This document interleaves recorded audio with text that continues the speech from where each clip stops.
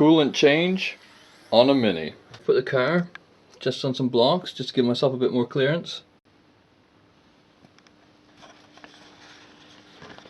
Remove the shield that protects the engine that's underneath. Put our container below to collect any antifreeze that comes out. Undo the filler cap.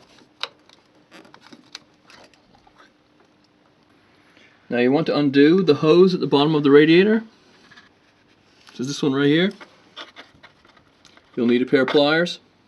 Coolant drained out. There's a little bit of coolant left in the expansion tank.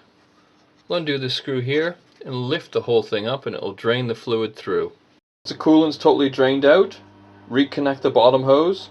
Before you start refilling full of coolant, you need to make sure the bleed valves are open. So this one here. And ordinarily the battery pack will be right here. And the other one's just above the alternator, right here. Open the bleed valves with a screwdriver.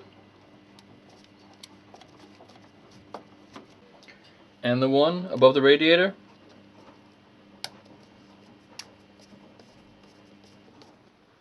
Turn the ignition on. Turn the heat to maximum. And the fan to low. Slowly refill the engine full of coolant through the filler cap here. And when bubble-free coolant starts coming out the valves, close them.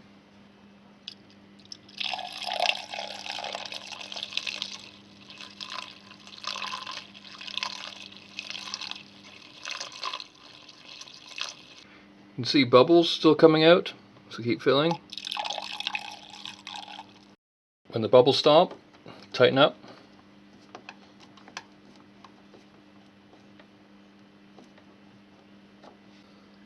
I've actually taken the valve out of this one above the alternator, and you can see it's totally full now.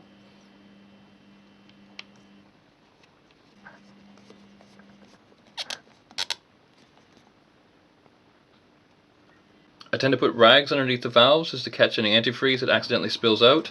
You don't want it on the electrics. I also put one underneath the filler tube. Fill the filler neck to the top. Place the cap. Fill the expansion tank to maximum.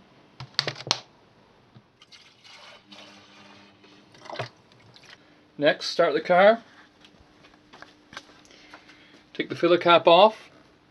Let it run for a few minutes and then top up the coolant if needed.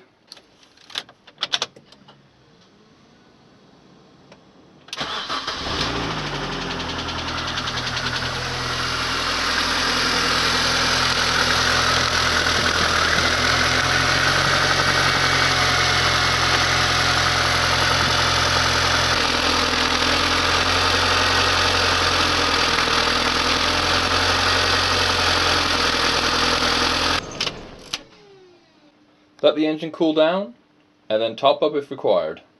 Then you're done. So we've let the engine cool and obviously we lost some fluid.